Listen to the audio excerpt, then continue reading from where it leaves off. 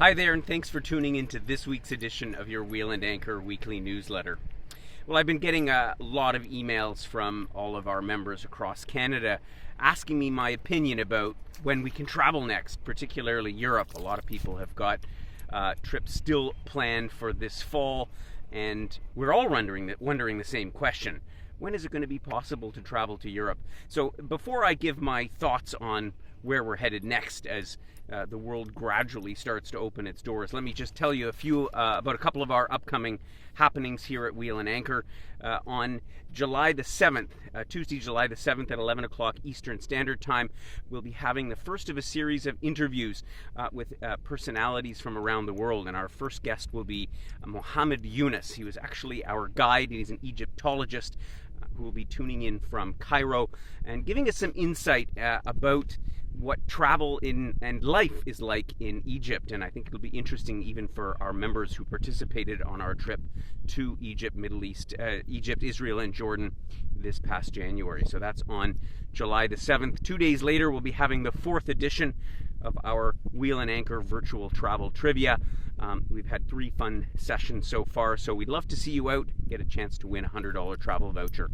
So back to the question at hand, when is travel going to be possible? Well, I'm sure that much like I have been doing, you've been reading the headlines, particularly with regards to Europe, as the countries across the European Union gradually begin to open their doors. But of course, they've said quite clearly in most cases they're not welcoming tourists from abroad, from outside the EU zone. And there's a couple notable exceptions to that. For example, Spain is already planning to open its doors to non-EU citizens sometime in the month of July. It hasn't given a lot of details about how that's going to work. And of course, the border to neighboring countries will still remain closed. But, you know, that's one place that's already opening its doors. Serbia, which of course is officially outside the EU, has also indicated that they're going to be opening their borders, but of course their neighbors have all closed their doors. So there's sort of islands of opportunity popping up, but of course it really begs the question, would you travel there in the first place, given what's happening in the rest of the world? And the consensus I've gotten is that I think most of us are not really feeling terribly confident about traveling internationally anytime soon.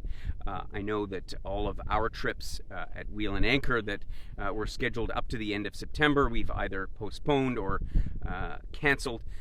And we do still have a couple of trips planned for France. And frankly, I would give the odds at probably 40% in favor of the likelihood that we'll be able to travel to Europe with a certain degree of confidence that we're not going to be put at risk of contracting the virus. Different parts of the world, well, there's stuff going on in all kinds of places. I mean, as you may know, Mexico never really even closed its doors. So you can travel there. Does that mean that you would go there? I also read recently that Machu Picchu is scheduled to reopen in July. But of course, with what's happening in Peru as a whole, I wouldn't have a great degree of confidence that that is the kind of place that we want to travel. So, you know, there's still a number of unanswered questions, and you know, I've done my best to try to advise what I think is reasonable, and you know, essentially, and I'm an eternal optimist, as many of you will know, but at the same time, I'm also a realist. And in response to a member recently, I'd said that if you have travel scheduled from October onwards to Europe, for example, you can still hold out and see if that's going to be possible. I think that I'm hopeful that we'll be able to travel to Europe later on in the fall. If you're planning a new trip, well, frankly, I'd probably make my plans for 2021, and that's certainly what we've been doing, is focusing on the spring of next year and beyond. And let's hope that the world returns to a bit of normalcy by then. And just one more thing before I sign off for this week, the results of our poll of the week from last week's newsletter, where we asked what region would be your favorite or your most preferred destination of choice within Canada.